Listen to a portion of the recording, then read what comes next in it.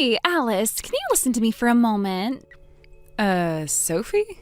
What is it this time? Today was the day of Amy's junior high school entrance exam results. Oh, that. What's with that casual tone? You're acting like it's some trivial matter. That's pretty irritating, you know. I didn't mean it like that. Hey, do you even realize which school my Amy applied to? It's East Junior High. East! The prestigious private school, you know, the one that's super hard to get into. Yes, I know. You made sure everyone knew by boasting about it at every single mom's gathering. You wouldn't stop talking about how she was going to the East Junior High. Oh, did I? Well, come on. When your kid's taking the entrance exam for the East Junior High, you're allowed to show off a little, don't you think? It's only natural. I mean, how many children can even dream of making it in? Sure. Of course, it would have been pretty humiliating if she didn't pass after all that boasting. Excuse me? Are you seriously suggesting that Amy might have failed? How rude! Do you seriously think my child isn't capable of getting in? I didn't say anything of the sort, but judging by how giddy you are right now, I take it she passed. Tell Amy congratulations from me. Huh? You're telling me to pass on the congratulations? Shouldn't you be saying it to me first? After all, I'm the one who supported her every step of the way. How ungracious. Amy is the one who did all the hard work, isn't she? I'm congratulating her for her efforts. I don't see why you're making this about you. Ugh. This is why people without experience don't get in. Listen closely, okay? Entrance exams aren't just about how hard the child works. It takes the parents' dedication and effort, too. Without me, she wouldn't have gotten in. You have no idea what it takes. Oh, really? And what kind of effort are you talking about? For starters, I found the best cram school for her. Not one of those cheap, run-of-the-mill ones. No, I made sure she went to the top preparatory academy in the city. And I didn't just stop there. I paid for extra tutoring sessions, private one-on-one lessons, you know. Top-tier instructors, not the mediocre ones most parents settle for. Do you have any idea how costly that was? And then there were the mock exams, the reference books, the exam drills. I bought them all, no expense spared. Do you know how much those cost? Probably more than you make in a month. And now that she's passed, we have to pay the entrance fees, the tuition, the uniforms, and everything else. I bet you can't even imagine how much it costs to get into a school like East. So, basically, it's just about the money, huh? And correct me if I'm wrong, but you're a stay-at-home mom, right? Which means all that money came from your husband's salary. You didn't earn it yourself. Ugh, how dare you? I don't need to work, okay? My husband makes plenty of money. We can afford it. And you know why? Because I manage our finances wisely. Thanks to me, we have the financial freedom to invest in our child's future without a second thought. Unlike you. You probably have to pinch pennies just to get by. That's the difference between us. I'm a mother who spares no expense for her child's education, while you're just a stingy poor woman. Wow. Stingy poor woman, huh? That's quite the insult. Oh, don't be so sensitive. I didn't mean it as an insult. I just feel sorry for you. You probably can't afford to give Kylie the same opportunities. It must be heartbreaking as a parent to know you're holding your own child back. After all, entrance exams only come once in a lifetime. Ah, I see. But then again, even if you somehow scrape together the money, it wouldn't matter if Kylie didn't have the brains to get in. You'd just be throwing money away on cram school fees for nothing. You know, you can say whatever you want about me, but do not belittle my daughter. That's crossing the line. Oh, please, I'm not belittling her. You're just being paranoid. Oh, really? Because what you're actually saying is Kylie is too stupid to get into a prestigious private school, so paying for tutoring would be a waste of money. That's what you're implying, right? It was just a hypothetical example. Jeez, you're so touchy. You really need to relax. Or is it just your poverty making you bitter and defensive? Just so you know, my family has an average stable income. We're not struggling, so you don't need to waste your pity on us. But while we're on the topic, there's something I've been meaning to ask you. Would you mind answering a couple of questions? Huh? What now? How was Amy acting before and after the entrance exam? What? Why are you asking me that? Why should I tell you? I'm just curious, that's all. Well, if you must know, before the exam, Amy was dedicated. She was always studying hard. I didn't see how she was doing at cram school, of course, but she never missed a day. And at home, she listened to everything I told her and studied diligently. A perfect little student. I see. And how did she react after getting the results? Oh, she was thrilled, of course. She looked so relieved. It's East Junior High, after all. Even though she worked so hard, she was still anxious. Anyone would be, given how competitive it is. So naturally, she was overjoyed when she found out she made it. I see. Well, that makes sense. What? Why are you acting so weird? Do you have a problem with that or something? No, not at all. I was just curious. But actually, I have 2 more questions. Do you mind? Seriously? What now? Do you talk to Amy much? Huh? Why does that matter? That's none of your business. I was just wondering. We talk when necessary, the usual parent-child stuff. What of it? So just the bare minimum, huh? Got it. And finally, why did you even contact me today? What was the real reason? To give you the news, obviously. You were in the mom group chat when I mentioned Amy was applying, remember? So I figured you'd be curious. And since Amy and Kylie are friends, I thought it would be appropriate to tell you first before sharing it with the other moms. Oh, I see. But you really didn't need to bother. I wasn't waiting around for an update from you. If Amy passed, Kylie would have told me herself. They're close after all. So your call was kind of unnecessary. Ugh, you're so cold. No wonder you're bad at socializing. I bet you're not on good terms with the neighbors either. Actually, I get along just fine with my neighbors. We have a perfectly pleasant relationship. So no need for you to worry. Anyway, let's cut to the chase. You say you called to give me the news, but honestly, you just wanted to brag, didn't you? You wanted to rub it in. You were hoping to say, my child got into a prestigious school. Isn't she amazing, unlike your kid? That's what you were aiming for, right? Ugh, you're so petty. What an awful thing to say. You're just jealous. Sure. Whatever you say. Oh, by the way, there's actually one more thing I've been meaning to tell you. You'll love this part. What? What are you talking about? Actually, Kylie took the entrance exam for East Junior High, too. What? No way. I never heard anything about that. Of course you didn't. I never mentioned it. Oh, but didn't Amy tell you? What? No, that can't be right. There's no way. No way? Why are you so sure? You're hardly in any position to be making such claims, aren't you? What's that supposed to mean? Are you mocking me? Oh, not at all. I just realized you seemed a bit out of the loop, so I'm being kind enough to explain it to you carefully. You're welcome.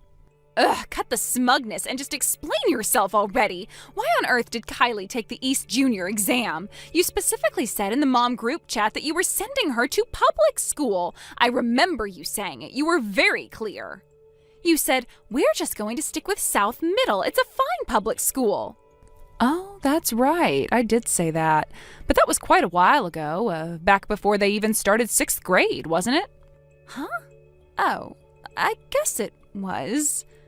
We ended up changing our minds a little later. It was after Kylie's homeroom teacher gave a talk about how after elementary school, not everyone would automatically end up going to the same middle school. Kylie came home and told me about it. Apparently not long after, she had a conversation with Amy. A conversation? About what? According to Kylie, Amy told her, my mom says, no way you're going to South Middle. You have to take the East Junior entrance exam. I told her I want to go to South with everyone else, but she got so mad at me. Now I have to study all the time. I probably won't get to hang out much anymore. And what if we end up at different schools and we can't see each other? I don't want that. Apparently, Amy was crying when she said all of that. What? That girl said all that nonsense to Kylie? Nonsense, huh? Oh, I see. You think it's nonsense. Well, let's put that aside for now. The point is, after hearing how upset Amy was, Kylie decided she wanted to take the East Junior exam too. What? Because my friend is doing it, I want to do it too? That's the reason? You let her take the entrance exam over something so frivolous? Oh, how irresponsible. If she actually got in with such a half-hearted motivation, then Amy's hard work and dedication would be completely trivialized. Amy put in genuine effort into her future, not some childish whim. Oh, I see. So that's how you see it. Interesting. But you're wrong. You see, Kylie wasn't just tagging along for fun. She genuinely wanted to challenge herself. She's always liked studying. Once she made the decision, she was completely committed. She worked steadily and consistently until the exam day. She was serious about it. No half measures. Oh, is that so? Yep. And do you know what drove her? It was the thought of being able to go to the same school as Amy. That was her motivation. And because of that, she gave it her all. So did Amy. They both worked hard, and in the end, they both passed. Kylie called Amy immediately. She was so excited she could barely speak. But I guess you didn't know that, did you? Well, wait, hold on a second, but what about the money? Do you seriously have enough to pay for private school tuition? You can't possibly afford that on your salary, can you? Oh, wow. You just keep going, huh? Still making those rude assumptions? But that's fine, I'll enlighten you. Kylie was accepted on a scholarship. Full tuition waiver. No entrance fees, no monthly payments. Everything covered. She earned it.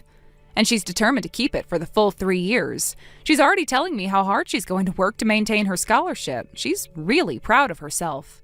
What? No, that makes no sense. You're lying. You're just saying that to make Amy look bad, aren't you? You're trying to rub it in. You're trying to say Kylie is better than Amy. You're trying to humiliate me. Humiliate you? Are you serious? I'm telling you that your daughter passed the entrance exam and you're acting like it's some kind of personal attack. You should be proud of her. Besides, Amy's passing the exam is already a huge accomplishment. Do you have any idea how many students don't make it in? Isn't that enough? Oh, don't give me that condescending tone. What are you trying to say? That your kid is superior to mine? Is that it? Don't act so smug just because Kylie got a scholarship. If I made Amy study more, she could have earned a scholarship too. She is just as capable, if not more capable. Oh, is that so? Sure. But you know, scholarships are awarded based on exam performance. It's not about who could have done better. The results speak for themselves. And besides, what matters now is what they do going forward. Dwelling on the entrance exam is pointless. You should be more focused on what comes next, although I do worry now that Kylie's a scholarship student. I can't help but wonder if you'll hold it against Amy. You know, maybe make her feel inadequate somehow. You are unbelievable. How dare you say that? Oh, did I hit a nerve? Oops, my mistake. But tell me, you did ignore Amy's feelings, didn't you? She wanted to go to South Middle with her friends, but you forced her to apply to East. You pressured her into it. She was crying to Kylie and you didn't even notice, or rather, you didn't care. You just bulldozed over her wishes, all for your own pride. Honestly, I feel sorry for her. Maybe you should try listening to her once in a while. You're being ridiculous. Her future is none of your business. Don't you dare tell me how to raise my own child. Oh, absolutely. You're right. It is your business, your selfish business. After all, you're the one who said a parent has to do what's best for their child no matter what. But in the end, you were just doing what was best for you.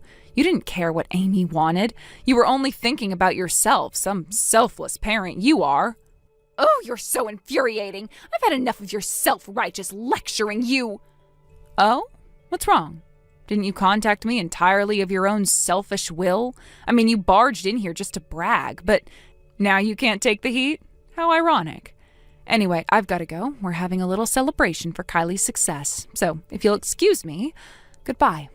Wait, don't you dare walk away. You can't just drop all that and leave. Hey, you!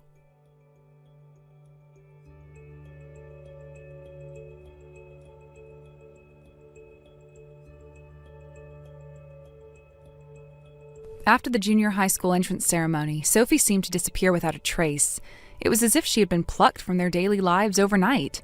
At first it felt strange. Her sudden absence was jarring. There were no goodbyes, no explanations, just an abrupt vanishing act. It wasn't until later that I heard the full story.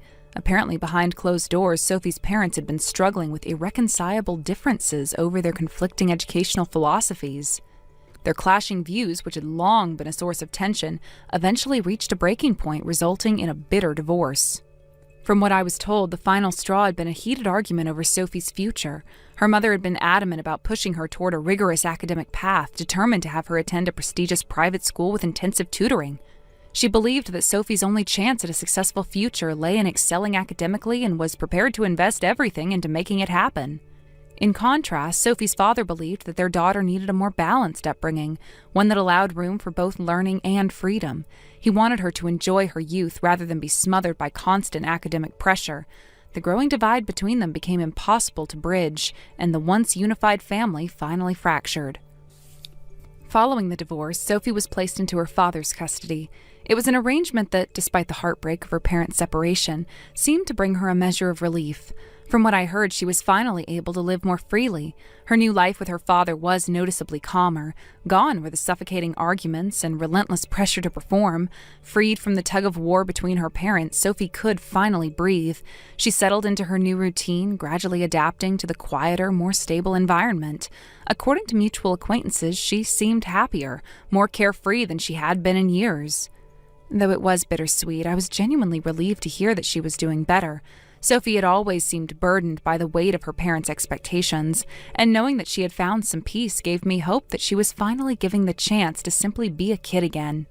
Meanwhile, Amy, Sophie's closest friend, remained in her familiar surroundings.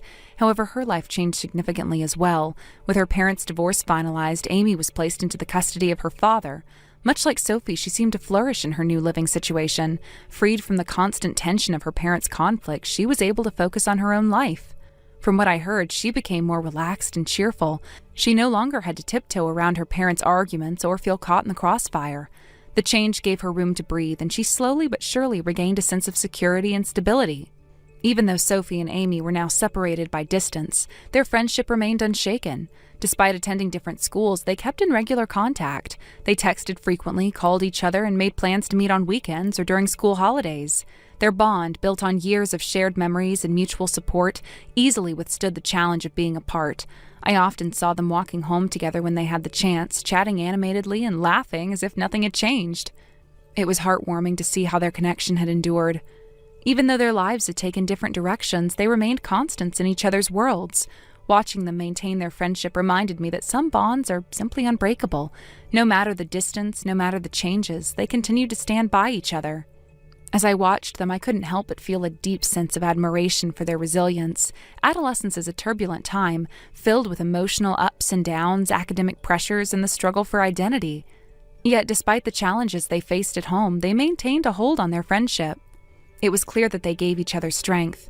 Whether they were studying together, walking through the park, or simply chatting about their day, they were each other's safe haven. I often found myself hoping for their continued happiness. I wanted them to support each other through the inevitable hurdles ahead, the stress of exams, the heartbreaks of teenage years, and the uncertainties of growing up. With their unyielding friendship, I was confident they could overcome anything.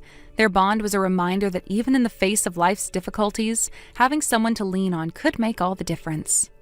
Looking back, it struck me how much they had both grown through their experiences. The divorce of their parents, while painful, had given them both a chance to find peace and stability. Sophie, once weighed down by parental pressure, had found freedom with her father. Amy, no longer forced to navigate the emotional landmines of her parents' arguments, was finally able to focus on being a kid again. Thank you for watching and listening. We hope you enjoyed the video. Don't forget to like this video and subscribe. Also, feel free to leave a comment about what you thought of the story. We look forward to seeing you at the next story. Thank you for watching. Please subscribe and hit the like button. See you next time.